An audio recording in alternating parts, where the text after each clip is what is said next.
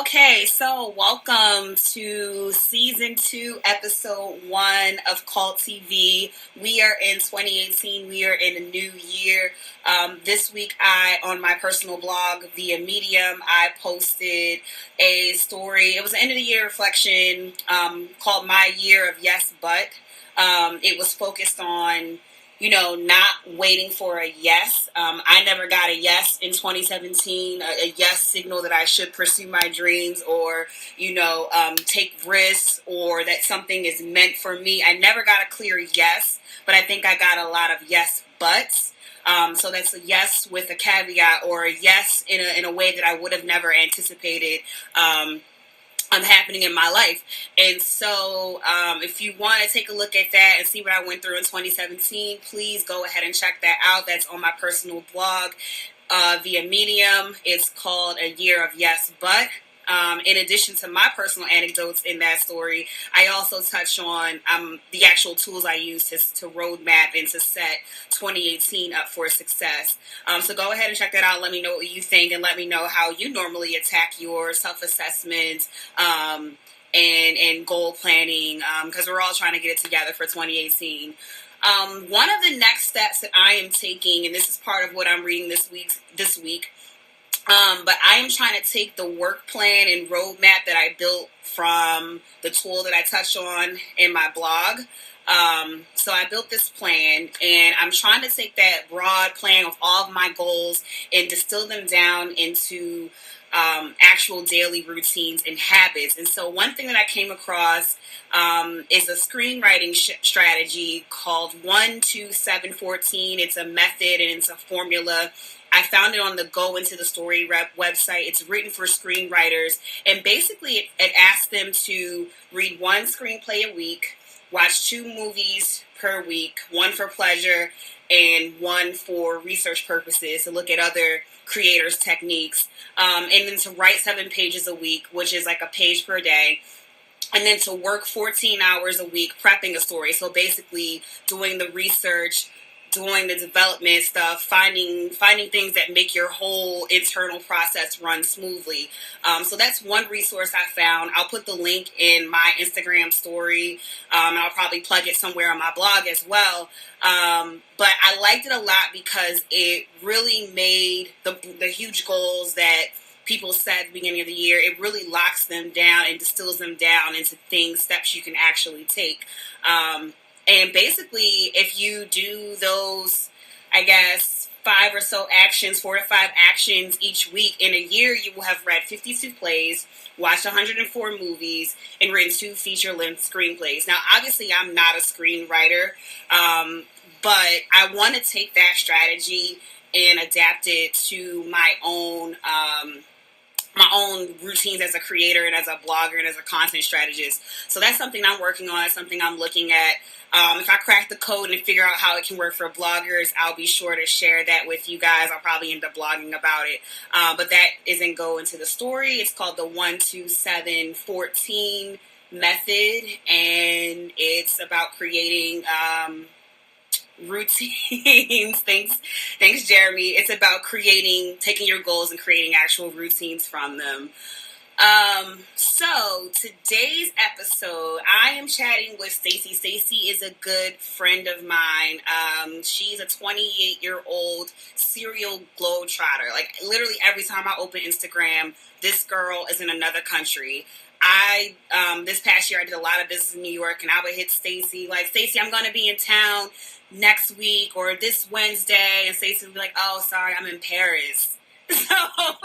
So I'm chatting with her today because I want to know, how does she do it? Like, how has this girl been to 22 countries in the last 3 years?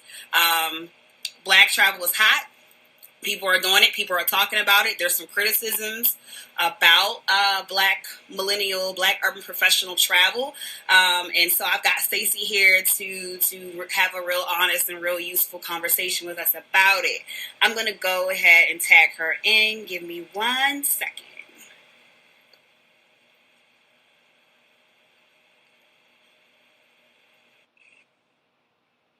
Okay, so we're just waiting for Stacey to join us. Hey, Stacey. Hey, everybody.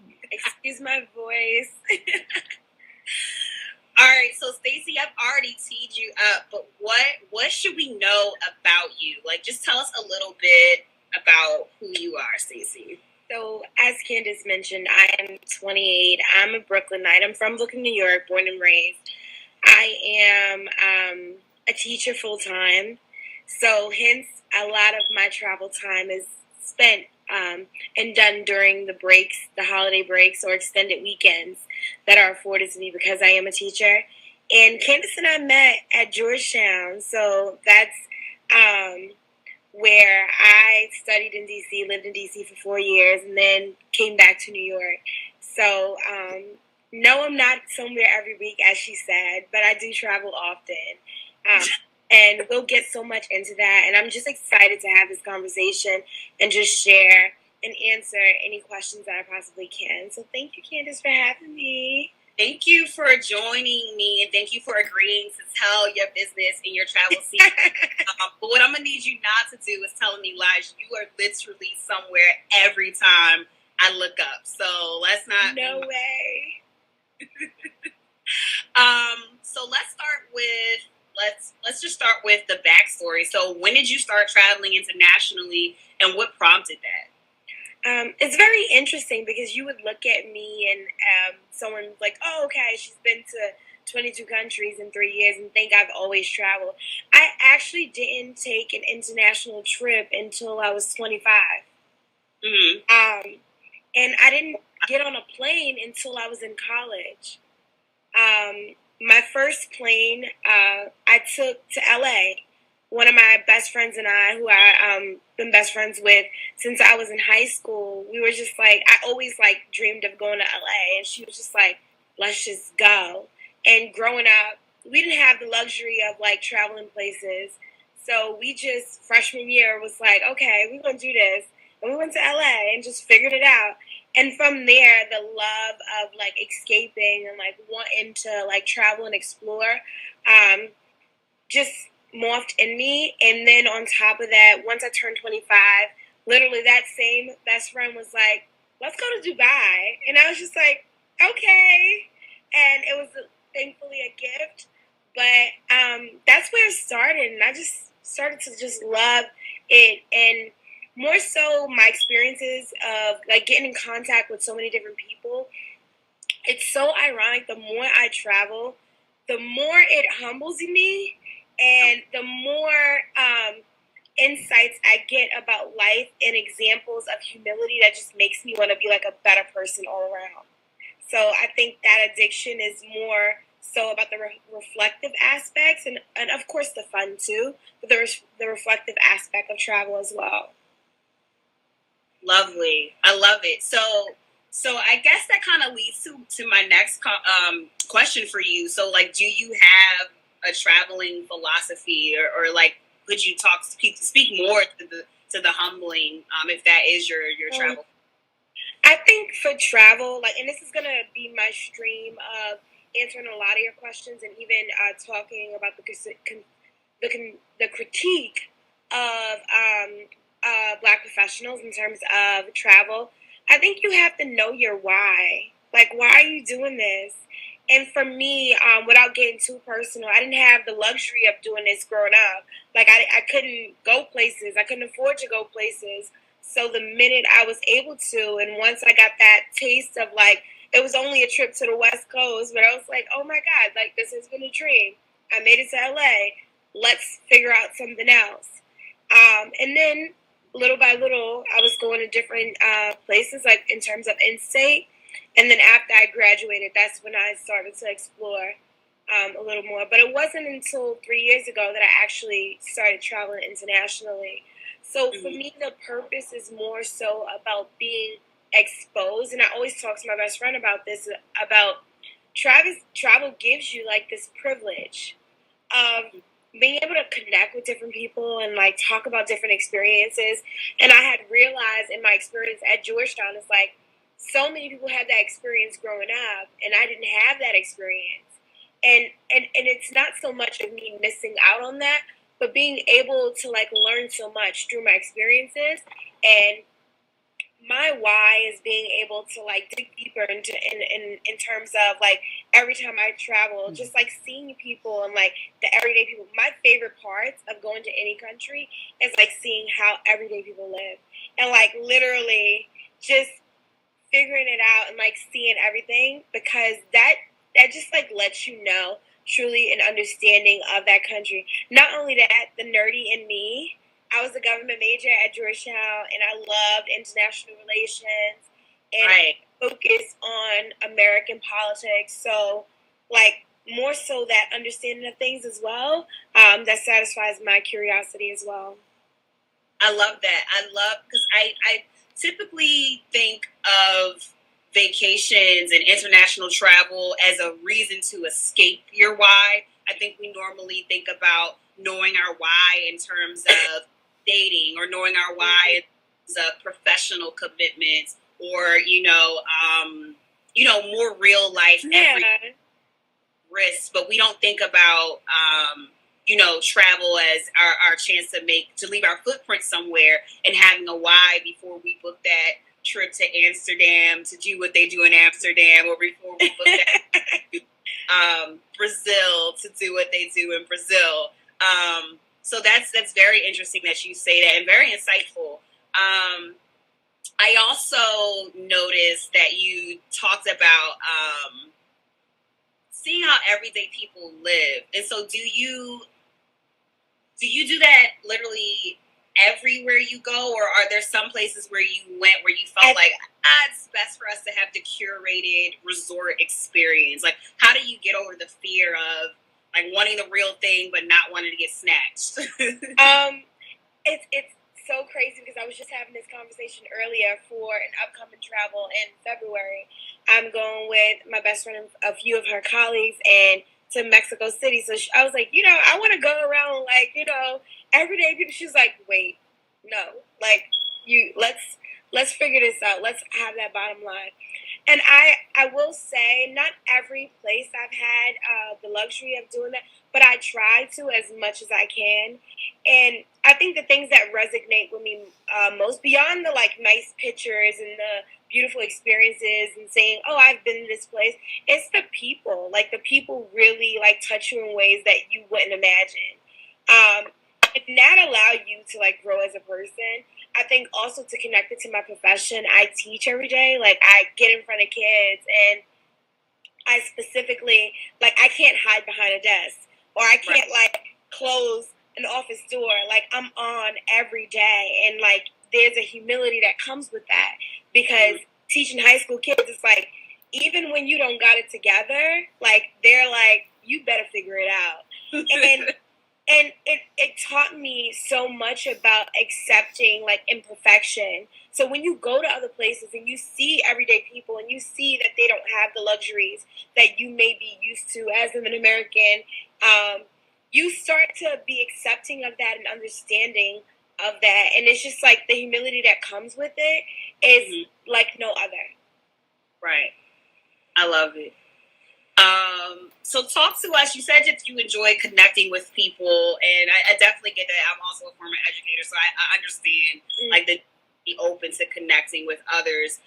Let's talk about your favorite traveling experience. OMG.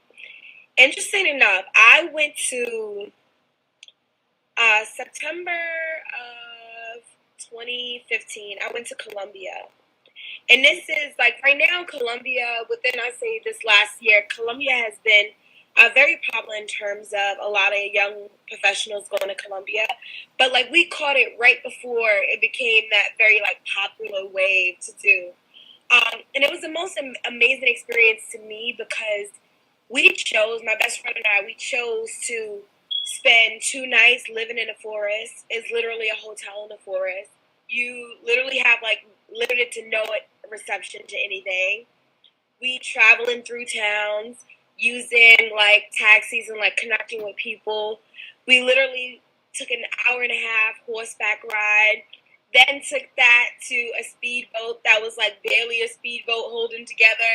And then all of that just to go to like Crystal Beach to see like the sunset. That was the most beautiful sunset that I've ever experienced. And more so the people that we encountered. They were just like good people and like just always willing to help and just willing to like make your experience an amazing experience. And I find it very interesting that a lot of countries I visit, in addition to Colombia in itself, the customer service when you go places, it's like over the top. And so many people don't expect you to tip them, you know? They're doing it because it's their job and because they truly want to do it. So I feel like I was most disconnected from social media on that trip, which I thought was amazing, because I really got to live in the moment. And the few times that we did as we traveled through different parts of Colombia, it was like, okay, I don't need it anymore. I've been like without it for like 72 hours. It's fine. We'll just like, you just living in the moment. And I think that that's why that specific experience was excellent for me, because it really forced me to take everything in. And it really forced me to just like stop being on the phone or like connecting to people at home, but rather like be in a moment with everything that I was experiencing, whether it be culture, in terms of language, food, music, clothing, everything. So I think those experiences that caused me to have like to sort of detach myself from my phone, and also caused me to have some sort of like spiritual connection too. Right. I definitely agree with that. Connecting with yourself spiritually and connecting with what's around you spiritually, and you are away and disconnected as you described. I have a thing. This is my personal belief. I that every trip, international or not, I don't think that every trip is spiritual. That every trip is going to have spiritual. Of course. Yeah. So I wanted to know your take. Like, have you definitely? I don't think that every trip will be like that. This goes back to being true to yourself. Like, you'll ask my friends, and I'll have moments of in hours of silence, or moments in hours of like being by myself. My friends are like, "What's wrong?" And I'm like, "Nothing. I'm good." But I'm very reflective and I'm very observant, and that helps me sort of like figure things out in my head. And I think you have to identify those opportunities and like maximize the opportunities when you get it. So I will say that every trip can be. You have moments of improving or increasing, I say, strengthening your spirituality, but it doesn't have to be. Right. That goes back to what I was saying, like, know your purpose and know like why you're doing things. Yes. Especially like, don't just go to a place just because it's lit. Like, I mean, you know, that may be a reason, but you have to have other reasons besides that. That's truly gonna like drive you to go into another country or go into another state, and spend time there and spend money there too. Good stuff. So I noticed that a few people have just joined us. You are watching season 2, episode 1 of CultTV. I'm chatting with Stacey, a serial globetrotter. She has been to 22 countries in the past 3 years. And we're just talking about traveling while Black, traveling as a Black millennial. And she's already touched on knowing her why when traveling, connecting with what's around her, and, you know, ways that you could tap into spiritual value from travel to different places. What is your worst travel? Oh my God. So, so recently my friends and I went to Bali, Indonesia during Thanksgiving break. There was a volcano eruption while we were there. So our scheduled flight was delayed. We had to travel from Bali to Jakarta, Indonesia, which took a 13-hour car ride, a 30-minute ferry, and then once we got there, we needed to take an hour and a half plane to Abu Dhabi.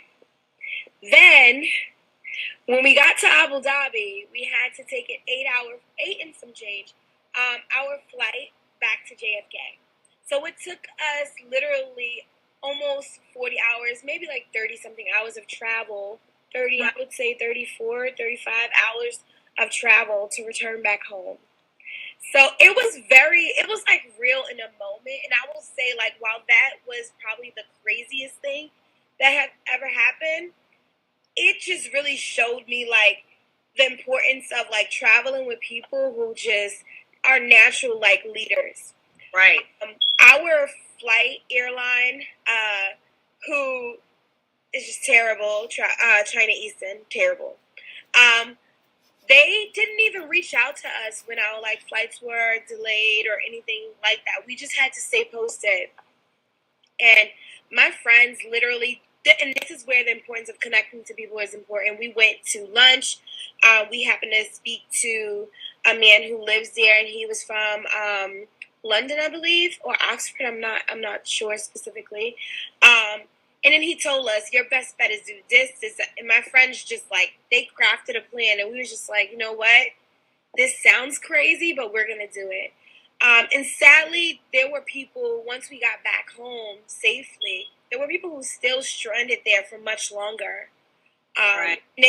Because the airline didn't provide them with return flights until much later on. So I'm very thankful, but it was scary, like, very scary.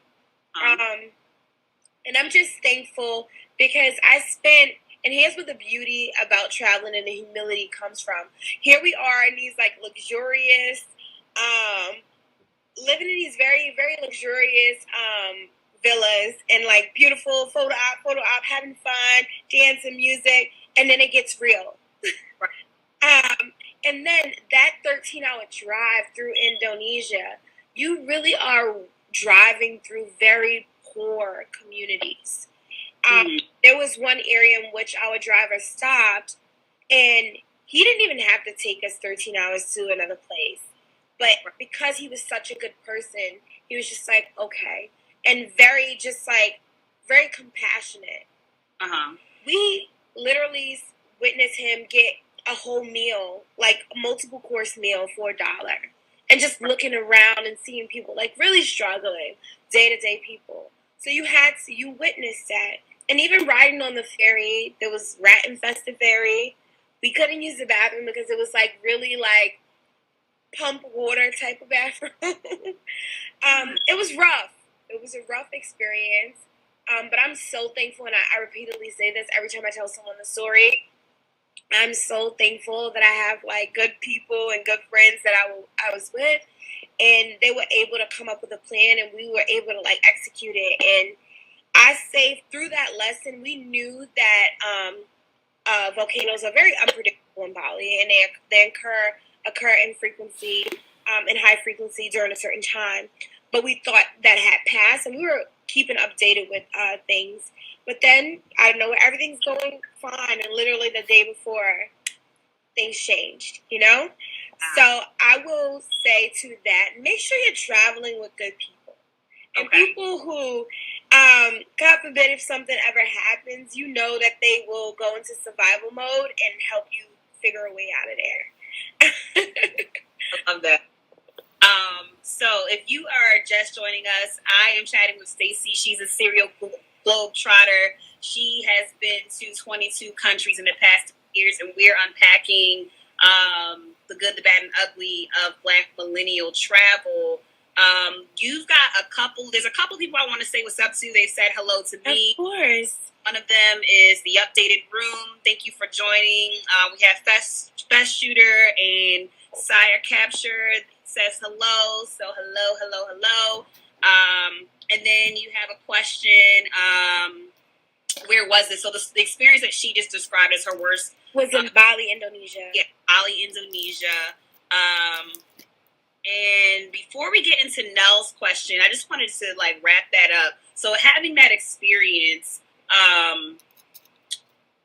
what would you say? You can't control the weather, obviously, and you guys did your due diligence by staying connected to the flight schedule and the weather and everything. Mm-hmm. Is there anything that you would suggest to kind of that you learned to, like, in terms of pre-planning or? I think we stayed on top of like details in terms of the weather as much as we can. But I think all of us said to ourselves, like our hunch was telling us, you know, this could happen while we're there, and we're just like, I don't know if we should do this or not. And all of us admit that. So it's like, if you see something going on, and make sure that when you travel, you're staying abreast of the happenings, whether it be weather or political things that are happening in that specific country. You need to make sure that you are up to date and current with everything that's occurring in the country. And also sometimes listen to your heart. Sometimes you may need to, like, last minute say, okay, I need to have a seat because, you know, just for precaution. I think more importantly, here's where the importance of budgeting comes into play. Fortunately, we have friends who, one of the best cards to have is the Chase Sapphire Preferred. And they were able to, like, book these return flights. And of course, long story short, we ended up paying for them, right? But you need to make sure you have that cushion. Like, God forbid something happens, you have what the currency to, like, get out of that country, you know? Because you just never know.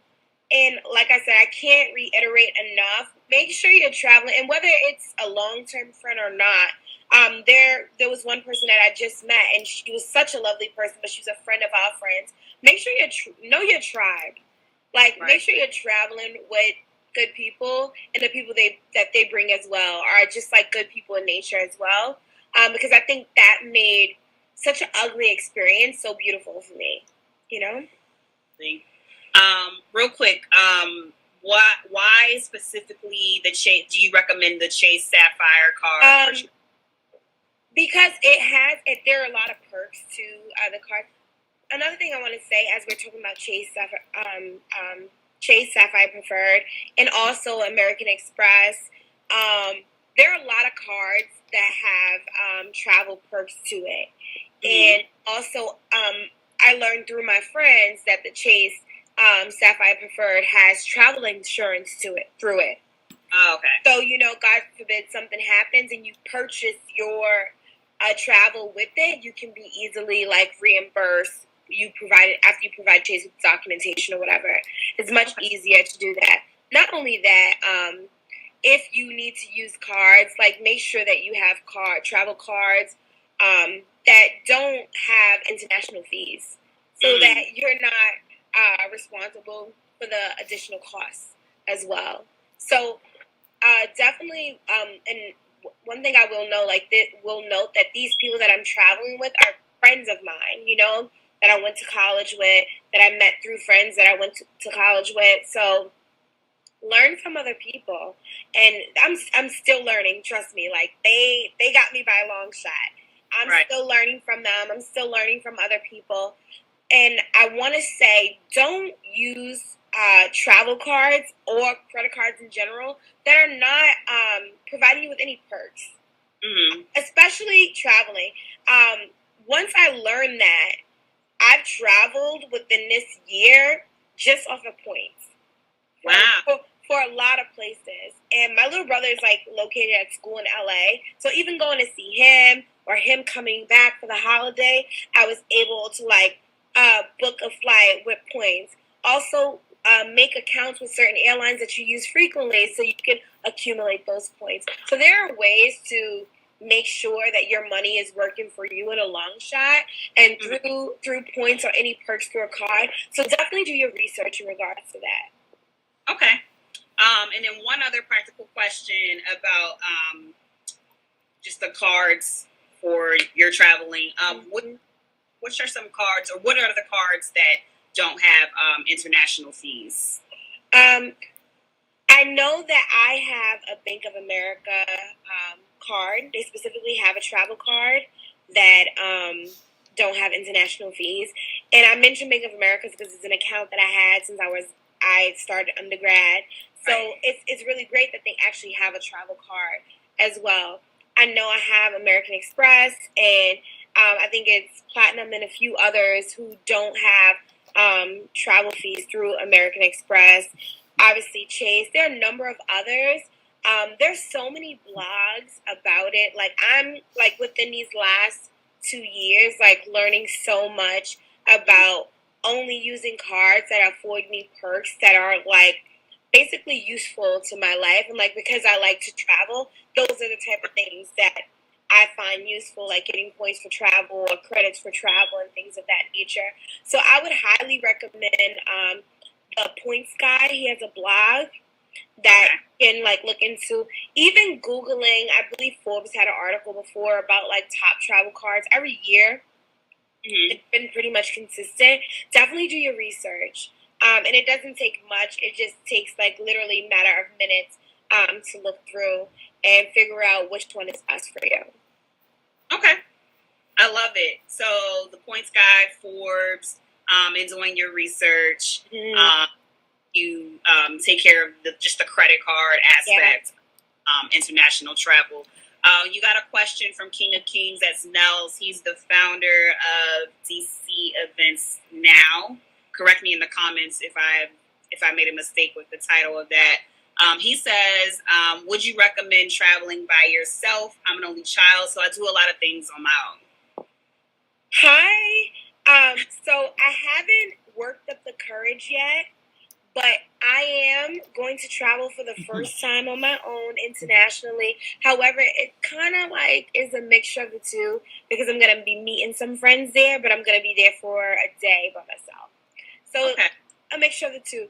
But Facebook has a group, and this may not be best for him, but it's sisters who travel, and they have a varied of groups that for people who travel, independent travel, basically.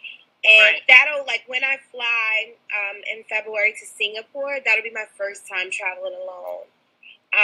So I'm kind of excited about that, but I'm kind of like, I don't know about this.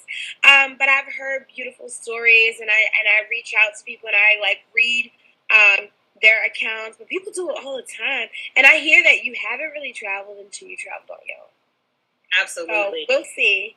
But I definitely choose a place where you feel like you're going to be safe and much comfortable with traveling by yourself. So I like that you're doing it kind of in a hybrid kind of way, kind of getting your feet wet before you fully dive. Yeah, definitely. A cool way to go about it, like just doing the one day alone and then having the group. So if you wanted to like set something up where you're around someone for the most of your trip, you could. And then you also mentioned that you're meeting with your friends later in the week. So that's definitely like a great way to go about it. If you've been thinking solo international travel but don't want to dive fully in. And just to re-ground us in this conversation, if you are just joining, I'm chatting with Stacey. She's a serial globe trotter. She has been to 22 countries in the past 3 years. And so we're talking about Black millennial international travel. So we talked a lot. You shared a lot of great information about just the cards aspect of it, like what type of, the best types of cards to use abroad. But let's get a little bit more basic than that. What do you think there is a magic number or just an amount of money that you should set aside or that you should start with before you do any type of international travel? I would say, and honestly and truly, here's where like research really helps. And when I say research, this is not something that's extremely extensive. This is something that you can do on your commute, you can do on your free time, on your lunch break, anything. Of just knowing like day to day what's the daily cost of living there, what is the estimated cost of travel, estimated cost of expenses for a tourist there, like doing your research. So I don't think there's a definite answer to that because it really and truly depends on the country. But for every single country, whether it's myself or my friends, like we have to like look into approximately how much it would cost, and also look into the things that you want to do there. If you can pre-plan things, then I would recommend that. However, you want to give yourself the flexibility of sometimes you may meet a great tour guide who can give you like different discounts, or even your hotel if you choose to stay in one that can give you discounts.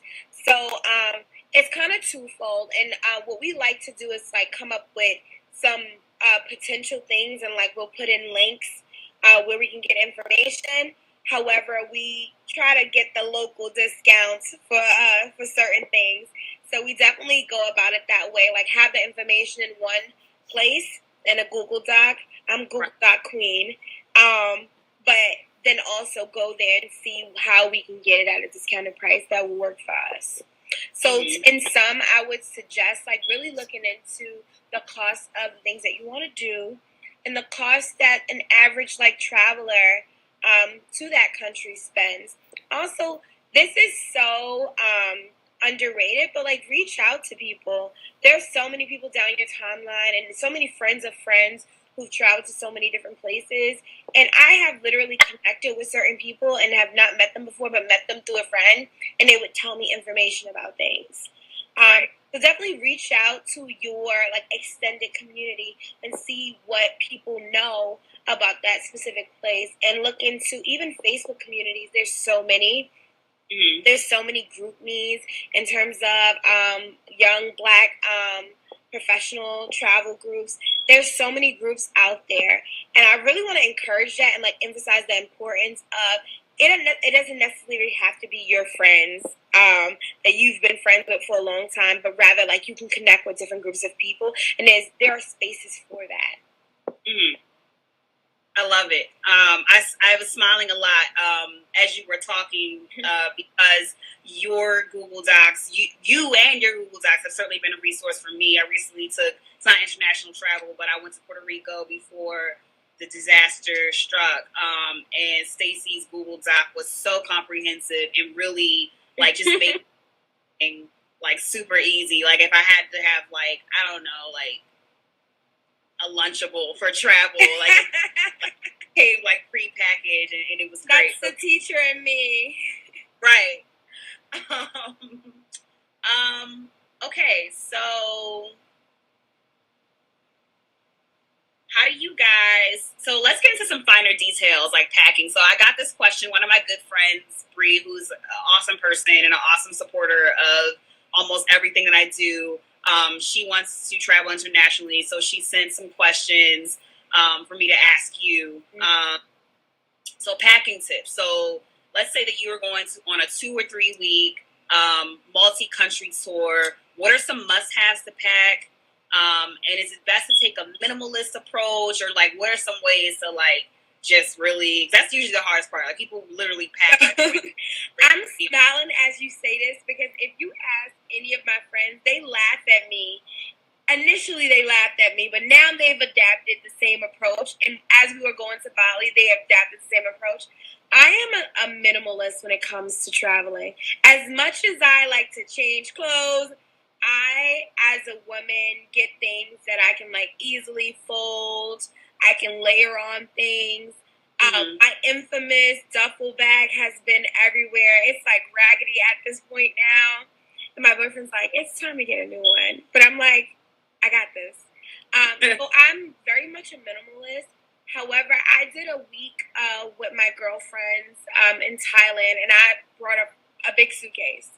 And I will kid you not, because I'm so used to traveling so lightly, I didn't even use, I would say, I probably used a fourth of the things that I put in that big suitcase. Wow. And so it really boils down to compartmentalizing things. Pockets, bags with different pockets are so important. I also realized you don't need 100 pair of shoes to go out. Pick the good shoe or two, and that's it. Like, that's all you need. And you can definitely find ways to, what our friend likes to say, like statement pieces that you want to stick with and basically build around those for different looks. Right. So I definitely would recommend traveling light, like especially if you have like connections and you want to bring on board something, or you're traveling in between areas within that country and you're taking different flights. I err on the other side of like traveling light, definitely. What made you take a huge suitcase to Thailand? So I will say, I have beautiful friends and they are divas. And I'm like, oh, I'm going to need this, and I'm going to need this. So we did Bangkok, the PB Islands, and we did Phuket. So we did those 3 locations. We took flights in between places. So I was like, okay, maybe I need a lot of things. Right. But I actually didn't. I didn't at all. And I think here's where being practical comes into play. It's like, are you really going to use 100 bathing suits? Nah. So you have to make sure that you're packing. I was like, I came home and I'm like, what was I thinking? I don't usually do this. But I felt inclined. I'm like, I know my friends. We go to 100 places in a day. And granted, we did a lot of activities, but we didn't change as much as I thought we would. And we didn't need to. And it was more so about, like, taking in those experiences rather than, like, consistent change clothes type of mentality. So I do consistently say, okay, if you have a duffel, like, stick to that. If you have a carry-on, stick to that. Especially if I've gone to places for 4 and 5 days and, like, just carried a duffel. So definitely travel light. One thing I noticed is that some people are I only check my bags kind of people, and some people are I don't do bag checking at all. So, which team are you on? I'm definitely telling people that I love to be able to, like, get on a plane, grab my bag from the overhead, and go. That's me. But I know some people, and this obviously depends on, like, whether you're traveling late or not, who was like, you know, I need a big suitcase. I need to check it. I'm very much, once I land, I need to go. Whether that's domestic travel, international travel. So it's, like, very important for me to be able to, like, be on the move. So I definitely just, like, if I can fit everything in a duffel, I'm not checking it. It's rolling with me. Right. I feel it. So Nikita says, "Hi, Kita boo. Hey, Kita. She was your travel buddy in Bali. She says, when you have a chance, tell everyone what we learned about our phone/data at the end of our... OMG. So we were in Bali and we had no idea. Okay, so I know Sprint has a horrible reputation in the U.S. And surprisingly, we didn't know that we had free, like, data in other countries. So once we realized that, one of our friends told us, we were able to text our families and use, like, Wi-Fi without being connected to an actual internet, right? So that was, like, really big for us. And more importantly, we learned that at a crucial moment right before we were taking the long journey back. So just even down to, like, being able to text my parents and update them, and Kita able to text her family and let them know I made it to this stop, and now on the next plane, and on the next plane. Definitely look and make sure that you look into your phone companies and, like, your cell providers and see what international plans or international perks that your planner may already have. So I honestly wished I knew that sooner, because before that I was just, like, only connect when I'm, like, connected to Wi-Fi anywhere I go. So after learning that was, like, really big for us, and it was definitely at a moment that we needed. So that's important. Thanks, Kita. Yes, that is such an important thing. And just to confirm and clarify, you said that it was Sprint that you guys had. That Sprint. So we had free international data in terms of texting and also in terms of internet. So that was good for us. That is, I'm glad that you all found that out at the critical moment that you did. If you are just joining us, I am chatting with Stacey. She is an educator and a serial globetrotter. She to 22 countries in the past 3 years, and she just wrapped up telling us some of how she gets through the logistics of traveling internationally. Take a second to pivot into the more critical side of Black travel. I've been waiting for this. I'm sorry? I've been waiting for this. I'm excited for this conversation. You know me. I'm excited for this conversation. So I wanted to get to issues of race and Blackness and traveling while being Black and young. So let's start with this. How have you been treated as a Black American in other countries? It has definitely been twofold. let's just say this in some, and then I'll elaborate in detail. We know that we are reminded when we do this international travel that racism and discrimination is very alive and well everywhere. But we also know that our false notions on other people may thinking being racist or having or ignorant to us as a people and a culture, it may just be curiosity for some too as well. I would like to speak on my most recent travel. So part of our trip to Bali is we spent a day in Shanghai. Mm-hmm. And it's very interesting. If anyone was to follow me on Instagram, you'll see me post a picture in Shanghai, and I'm posing, and they're taking a picture of me posing. Mm-hmm. And it was literally, you would have thought we were famous. Just people nonstop taking pictures to the point that it became overwhelming at times. Because a lot of them are not regularly exposed to seeing people of color. Okay. So it's more so of like, wow, like, oh my God. But then you have the backside of that where we were in a hotel and a waiter wrote nigger,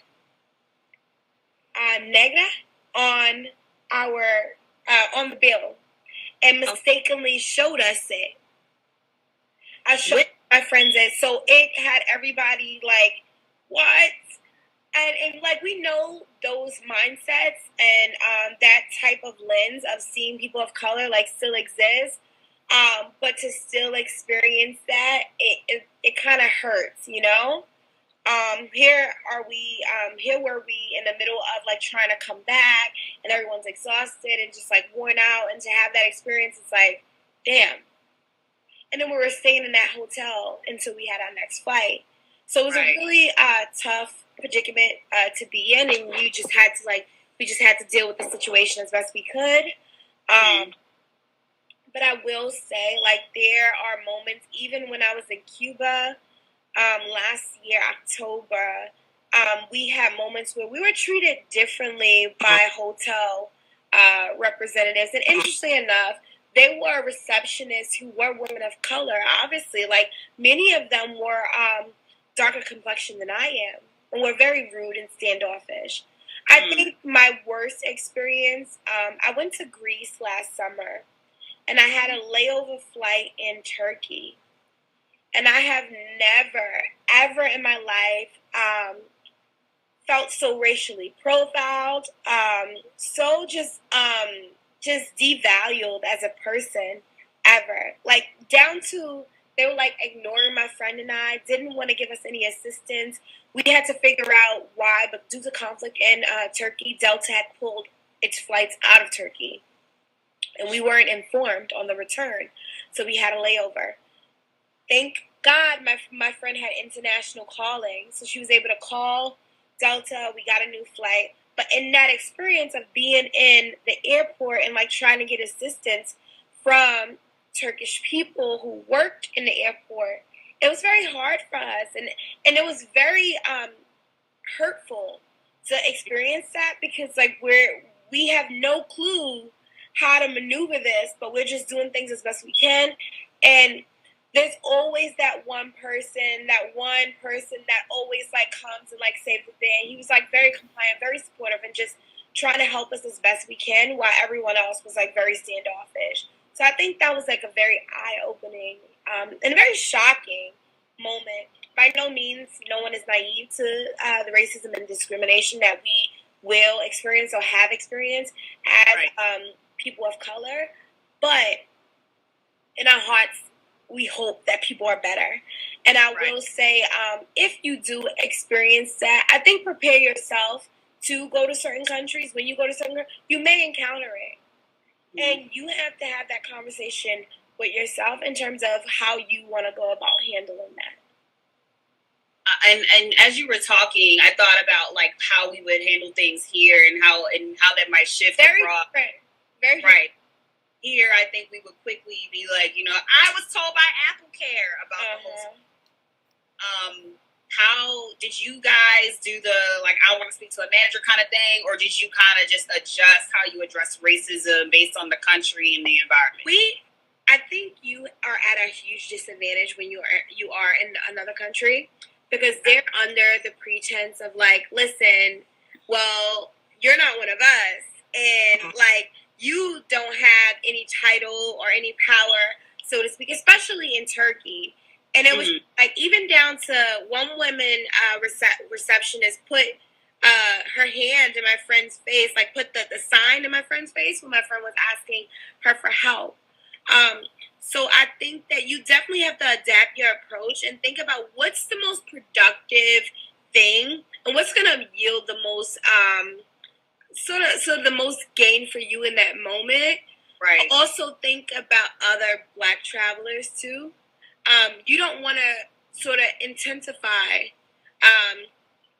this moment of tension or a moment of like ignorance that may become more aggravated and more violent for them as well. So you really have to think about like how you're going to respond, and to go back to like, can I speak to a manager? You can try that, certainly. It may not work in every country, and you just have to be prepared for that. And I think the key is persistence. Like, persistence is key, and like that's what we kept doing. We was like going back to the desk, like constantly talking. Like, we didn't give up. Had we been like, oh, they're not going to help us, we would have been stranded for a while, you know? Right. But you have, like, I always have this saying, and it's cheesy, but it works for me. The golden heart always wins. And you just have to find a way to, like, in those moments, like, kill people with kindness, kill them with compassion, kill them with humility.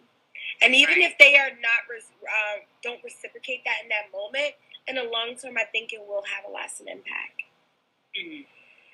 I love it. So having the golden heart always wins. I love that. If you just tuned in, we're chatting with Stacey. She is a serial globetrotter, and we're talking about the good, bad, and ugly of traveling while being a Black millennial. She just touched on her experiences as a Black American abroad. If you missed the first half of this interview, this will be in my Insta story for 24 hours, and it'll also be available on YouTube. I wanted to also talk about Black millennial travel as a trend. So we are young, college-educated Blacks. We have a certain amount of privilege that other people in our community don't have.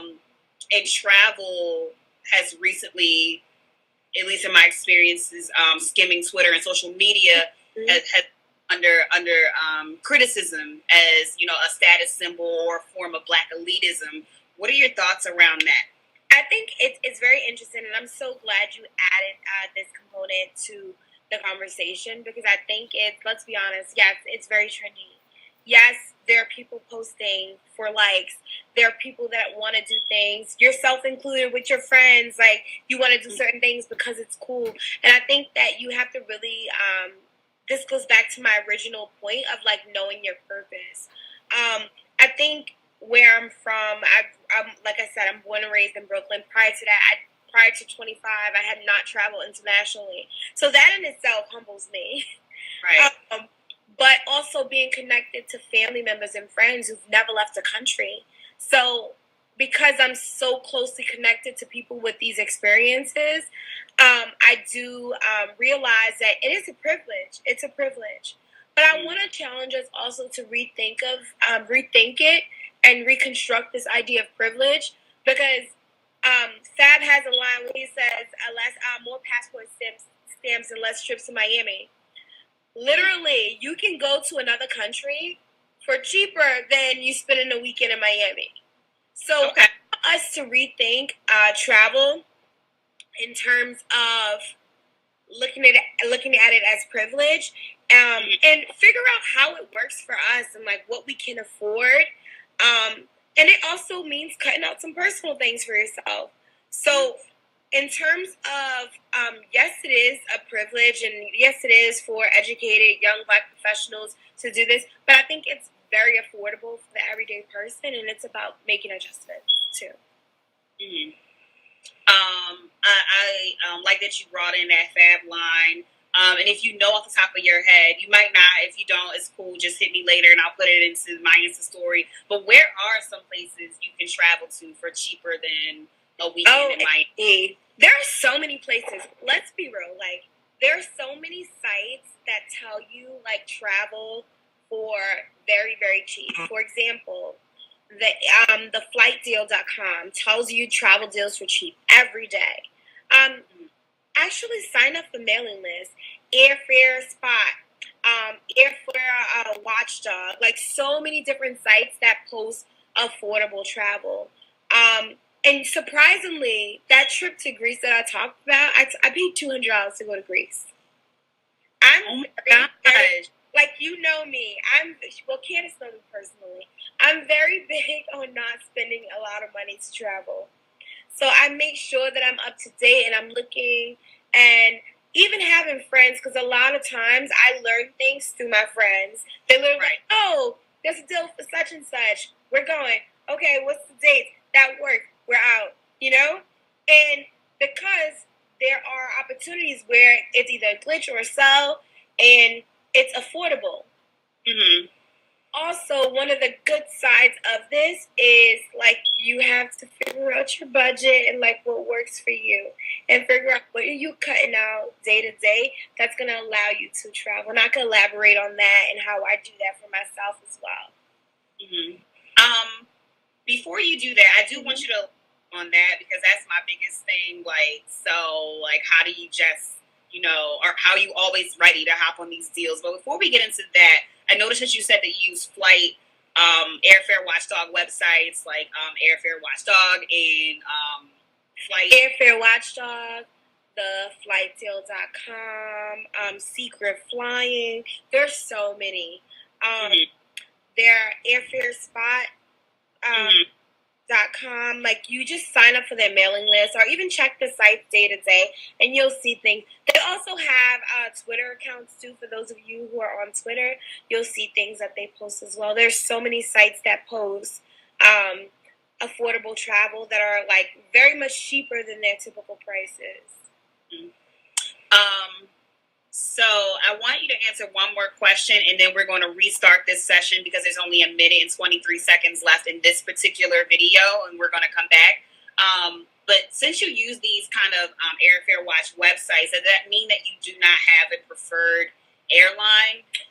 I don't have a preference.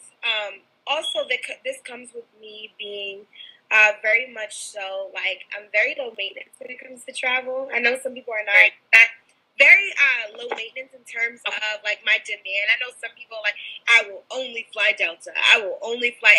I don't have that preference.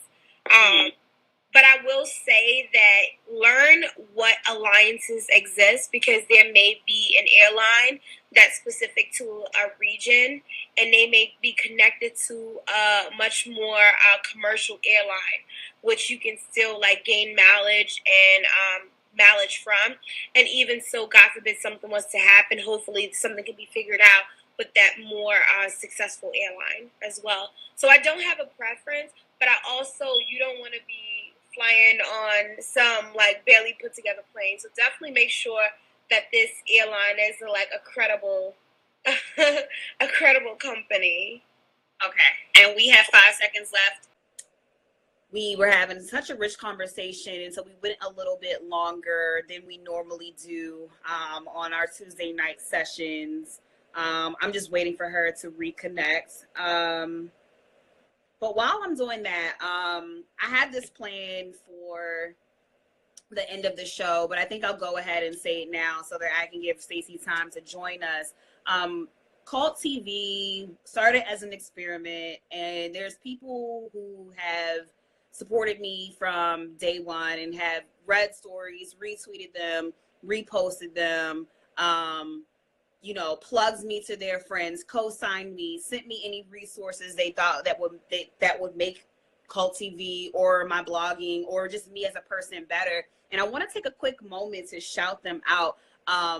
So this is a thank you. There's no order to this, and if I forget your name, please charge it to my head and not my heart.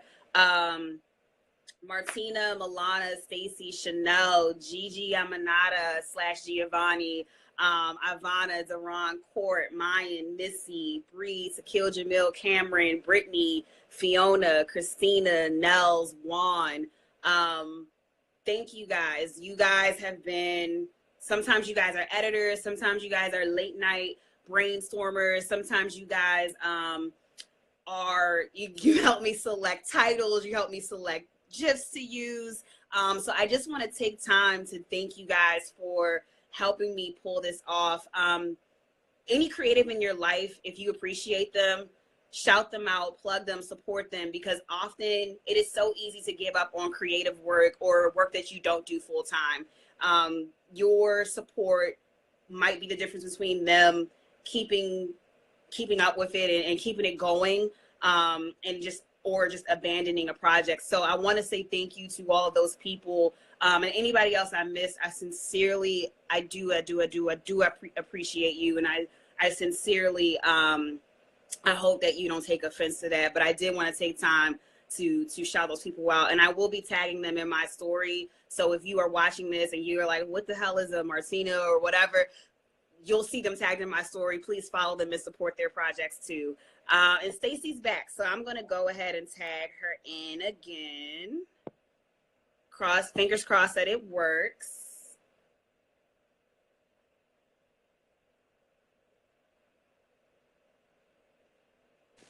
Yeah. You hear me? Yes. Okay, great. Yes. Yay. Okay. So I'm chatting with Stacey. We're talking about the good, the bad, and ugly of Black millennial travel. She's a serial globetrotter. She's been to 22 countries in the past 3 years. We're having a rich conversation. I normally don't go this long, but this is a good combo, so I want to fit it all in. We left off on racism and traveling as a privilege. Stacey, did you want to pick it up, or did you want me to? I know your question was like, what's my experience? And I was able to share those experiences. And I will say this, like, these are things that we will encounter, and we will continuously, sadly, unfortunately, encounter. But I want us to be conscious as leaders and educated individuals about the way in which we want to leave our mark on those people in those countries that are ignorant to all of our magic that we got happening and going on. So I think you want to make sure you are conscious and you think about your approach and response to it in that moment, and just also be okay with people not knowing and understanding who you are as a person and as a people and in your culture, and just use it as an opportunity in most cases to educate them on who we are. But I definitely think, yeah, obviously it's alive and well, but I think that there are things that we can do to combat that. All excellent points. So you touched on like just being mindful that you are entering an unknown space as an unknown and as an outsider. What are some other things that we as Americans / Black Americans should keep in mind in order to be mindful globetrotters and not, the dumb American? I think it's for consumption and not gaining any. I want to shout out Nikita. When we were in Indonesia, she was like so into learning the language and like just mannerisms and just simple like greetings and just gestures. She was just like so into it, and I loved it. And also just learning so much about the culture. Make sure you, and I say this and I emphasize this throughout our conversation, make sure you do your research and before you go to a country, and truly make it a part of you to learn about the culture of the people in that specific country, because obviously we have, even more now than ever, other people have a negative perception of Americans, right? And we want to make sure that we understand that, and also we don't also perpetuate that perception or support it in any way, and making sure that we are very conscious about who we're engaging with, and making sure that we're respectful and mindful of their traditions and customs and language, and even down to attire as well. Making sure you do your research before you get to a country. Okay. So, so again, just to sum it up, if you just joined us, Stacey's talked about her experiences traveling abroad while Black, and to be mindful. She's advocating that we do our research, we do our due diligence, and we have an attitude of humility and wanting to learn about the cultures, and not just, you know, have the good time and consume wherever we go. So now we're going to shift into our official closing. And as we do this, if you have other questions for Stacey, please ask them in the comment section. I'll make sure that we get to them since we do have a little bit of time left. But let's start with this. Where are you headed for 2018? So, on my list and kind of like secured in a way, interestingly enough, let me start off. I've never been to Cancun. I've been to so many places, never been to Cancun. So I'm definitely going to Cancun to celebrate my boyfriend's 32nd birthday in about 3 weeks. Then I'm definitely going to go to Mexico City, Shanghai, Singapore. We're also later on in the spring, we're going to go to Ibiza. So those are the places that we have like sort of cemented right now in terms of international travel, but we're definitely like open to different things. My goal is for December, I'm graduating from grad school in May. So a lot of my gifts are going to be in the form of travel. No surprise, right? So I'm really looking forward to that. And I just really want to explore different places. My personal goal is to travel to 30 countries before 30. I'm 28 now. I'll be 29 March 11th. So I don't have a lot of time, but I want to make sure I meet that mark.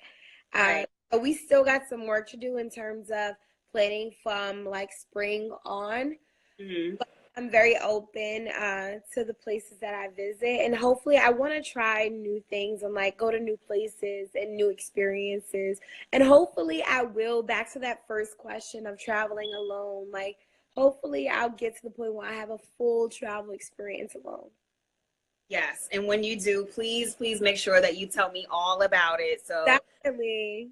you back and round this conversation out. Actually, there's a question that I have for you that I didn't get a chance to get to. You travel so often. Actually, now that I'm also thinking through this, there's another thing I want to say before I get to that. I'm not a mathematician, but mathematically, I think that you will get to 30 countries before 30 at the rate. I'm hoping so. Yeah. Like you'll probably get to 30 countries by the end of 2018. You'll be in 30 countries. Nice. Cheer you on with that. And an early congratulations for graduating December. A question that I had, a burning question I had that I didn't get to, is that you travel so often. Like in theory, you've gone to 7 countries, a little over 7 countries a year since 2014. What keeps you coming home? Like what has deterred you from living abroad or like working abroad or studying abroad? I will say professionally, I'm a teacher. I teach every day, and my kids keep me coming home. Like I don't have any children of my own, but just to see their excitement, like when we come back from break, and they're like, "Where did you go? How was this?" Share my experiences. I want, as much as I love to travel, I want to be impactful and transformative, like in the classroom. So I want to sort of like use what I've been doing is use what I learned and that sense of humility and that sense of perspective that travel gives me, use that in the classroom and keep me charging forward. And I'll be honest, teaching's not an easy profession. So you need something to keep you going besides the cute little kids and the cool high school kids. You need something to keep you going. And I think in my years of traveling, it made me want to come back and just be like awesome to my kids. Like, I feel like their opinion of me matter a lot. Mm-hmm. So like I feel like them being impressed by me is more important than like flexing for the gram or anything of that nature. Because they're high school kids, so they're just like, that's all right. You did it right. So it's just so important for me to come back to them and share the experiences. And I teach at my alma mater, and it's very important for them to see, like, I grew up in the same neighborhood as them, and like I'm having all these experiences, and it's through education that has afforded me these experiences. So I want to like live that truth and like be able to be a testament to that. So I definitely come back to my kids, even though sometimes living abroad, stories that you hear are tempted. Mm-hmm. I love this. I love this so much. I don't know if you've watched it yet, but the way that travel has brought you closer to your kids as well as bringing you closer to yourself is really like striking me as very Rockaletta Moss of you. From She's Gotta Have It. So if you are tuned in and you haven't seen She's Gotta Have It and don't know what the hell a Rockaletta Moss is, please watch it. Stacey's really embodying this with her commitment to her kids. So yes, just wanted to point that out. We've got a question. Thank you for sharing your question. We got a question from something else. It says, you touched on budgeting. Do you look for all-inclusives when traveling internationally? It's very interesting because I prefer to like stay in Airbnbs and like live everyday experiences of like walking to like get food and like figuring out where to eat and like dining experiences. So I actually don't, I'll be very honest, I don't really like all-inclusive places. Like, you go to different countries, typically the Caribbean, and like there's all-inclusive experiences. The most fun I have when I've gone to those places is when I sort of like left the resort. Um, so I very much so like to like feel like I'm a everyday person, and like being able to like walk the streets that specific country and get like authentic food. And you'll notice that when you go to a lot of countries, there's a lot of small boutique restaurants that have the best food ever. Like, Yeah. best food ever. So I stray away from resorts, and the resorts that I have been to, like in Jamaica, I've gone because of family and weddings and things like that. Okay, so in addition to family and weddings, is there a travel scenario where you would highly advocate a resort or all inclusive? Um, I say if you think the cost of expenses is going to be like slightly higher to like do it on your own, then I would lean towards all inclusive. Also, if you think you don't feel quite safe navigating like the local areas, then I would resort to that. But for the most part, I feel like a lot of times you can get a much better experience when you're not on a resort. Okay, I love it. Unless we get another question from the audience, we are going to close this conversation. If you missed the first half of this conversation, it is available on my Insta story for the next 24 hours. It'll also be posted on YouTube, the full version, strung all the way together.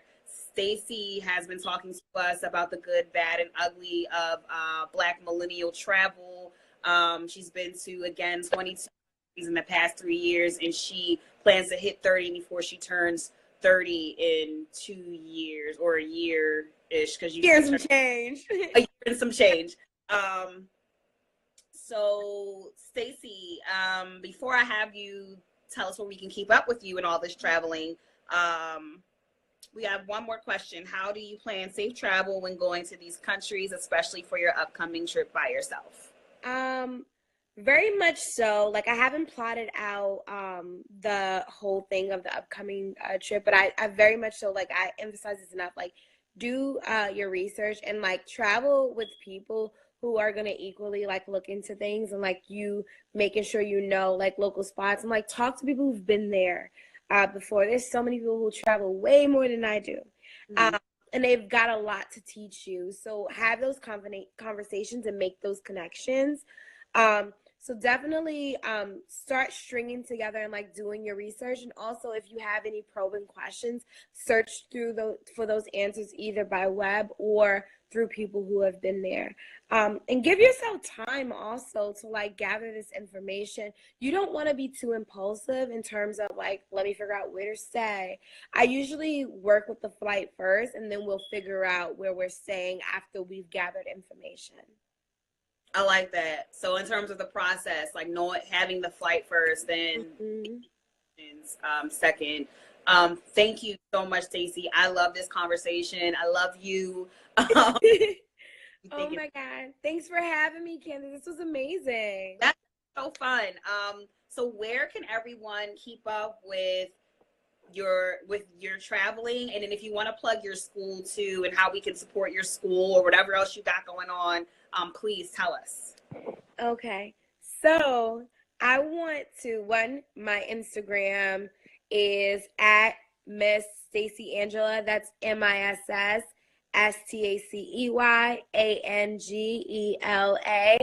And you can follow me there. And on top of that, I promised my best friend that I would actually start blogging about my experiences and sharing this information with people, because my friends have been on me about this so much. So my 2018 goal is to make sure that I put this information out there and share more. Hints that we're having this conversation on the 2nd. I'm on it. So making sure that I put this out there, and I'm also looking to make sure that I document my experiences more and pitch it to publications. So stay tuned with that. But for now, make sure you follow me on Instagram at Stacey Angela. That's MissStaceyAngela. Thank you, Stacey. Thank you, everybody who tuned in tonight. Thank you, everyone. Bye, Candace.